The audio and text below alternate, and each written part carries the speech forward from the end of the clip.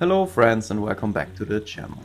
In today's video we're diving into my 63-gallon community aquarium.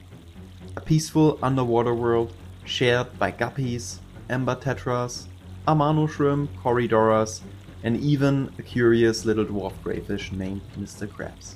This tank has grown into a thriving little ecosystem full of life and personality. But not everything is in balance. Lately, the algae has started to take over again. And the snail population, let's just say, it exploded. Red Rim Melania snails and bladder snails are now everywhere, way beyond what the tank can handle on its own. So today, we're bringing in some natural problem solvers. Meet the Dwarf Otocinclus, tiny, shark-like algae eaters that love to graze on biofilm and soft algae, and Assasin Snails, efficient little meat-eating predators that help control overpopulated snail communities. Stick around to see how they settle in and whether balance can be restored to the tank once again. Before adding the new crew, I also stepped in myself to give the tank a little help, trimming back the worst of the algae-covered leaves. It's not a permanent fix, but removing the most affected parts helps the healthy growth shine through and gives the algae eaters a better starting point.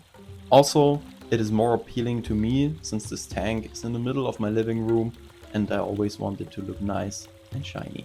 Let's talk about the snails that have taken over this tank. First up, the bladder snails. These tiny air-breathing snails are originally from Europe and Asia, but they've become common in aquariums around the world. They reproduce incredibly fast. All it takes is one snail, since they are hermaphrodites. And they lay tiny egg clusters that hatch quickly, especially when there's plenty of leftover food or decaying plant matter around. On very rare occasions, hair algae start to grow on old bladder snails' shells, which makes them look a little bit like Jack Nicholson's haircut, which I think is hilarious and I had to share this with you guys. But back to the topic. We have red rim Melania snails, also known as Malaysian trumpet snails. They are native to Southeast Asia and reproduce a bit more slowly. They give birth to live young instead of laying eggs, but they can still multiply rapidly in nutrient-rich tanks.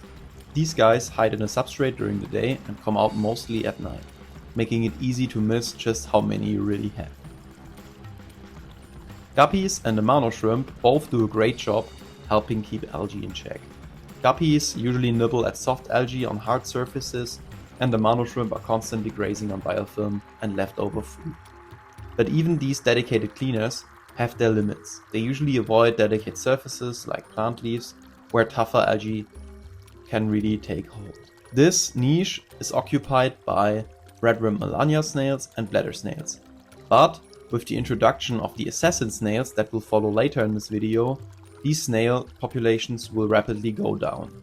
And if that happens, there will be an algae bloom afterwards, even stronger than the algae bloom that there is right now. That's where the Otocinclus come in. These tiny peaceful catfish are native to South America and are specialized algae grazers. They are lightweight, gentle, and perfectly adapted to clean algae right off the plant leaves without damaging them. For a planted tank, they are one of the best natural algae control options you can add. With both the Otocinclus Catfish and the Assasin Snails finally home, it was time to acclimate them properly. I followed the advice from the pet store and took it slow, gently adding small amounts of tank water to their containers over time, so they could adjust to the new water parameters without shock. You can clearly see how stressed the Otos were after the transport. Their bodies were almost see-through. You could even see some of their internal organs. This is a common stress reaction in Otocinclus and also in other fish, and a good reminder of how sensitive they really are. After about an hour of slow acclimation, I released them to the tank. It's always a relief to see new animals take their first swim in their new home. But even then, the Otos were still very pale. It would take time for them to feel safe, settle in, and start showing their true colors again. In case you're new to Otocinclus, here's a bit of background.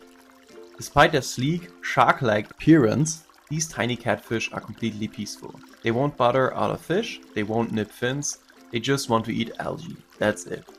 But they do need the right environment. If your tank doesn't have enough algae or enough surfaces for algae to grow on, they can actually starve. Many otters don't survive in new tanks because there simply isn't enough natural food for them. That's why it is important to introduce them to a mature tank. One with healthy biofilm, algae and surfaces for them to graze on throughout the day. And that's exactly the reason why I introduced them to this tank, right?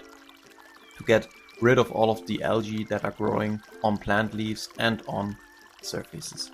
Even after releasing them, I have to admit I was worried. The Otocinclus were still incredibly pale, almost ghost-like. You could still see through parts of their bodies. I couldn't help but wonder, are they going to be okay? What do you think? Drop your thoughts in the comments below. I've heard so many stories of Otos not surviving the first few days in a new tank. They're sensitive fish, and without the right environment, things can go downhill very fast. And despite their tiny size, there's something about the way they swim. That slow, purposeful glide. That totally reminds me of a shark. Just look at this side by side. See what I mean? Also, if you look closely, there's good news. This video I took the morning after introducing them. I checked the tank and they already looked so much better. Their color had returned. They were more active and they had started doing exactly what they're known for. Grazing on algae.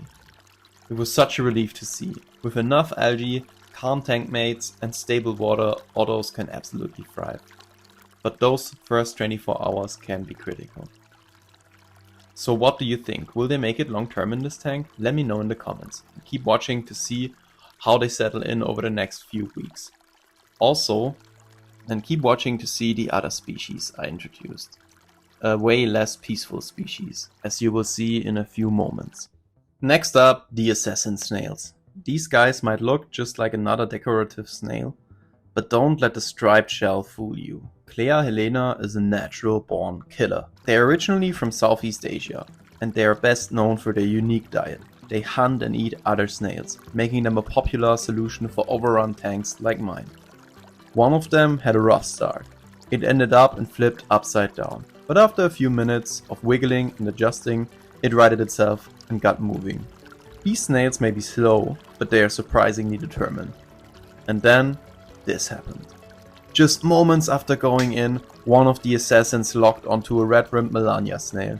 I honestly didn't expect them to act so quickly.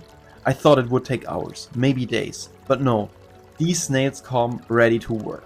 It just goes to show, once they pick up the scent of a meal, they don't waste time. Their sense of smell is incredibly strong, and when they find prey, they use a needle-like proboscis to inject digestive enzymes and feed. Assassin snails are peaceful towards other shrimp and fish, but when it comes to pest snails, they are ruthless. With them on patrol, I'm hoping to bring the bladder snail and Melania population back under control, naturally. If you found this video interesting, please hit the like button and subscribe to Edgar's Fish channel.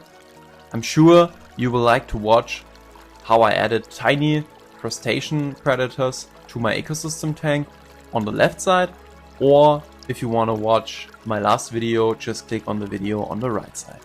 Thanks for watching.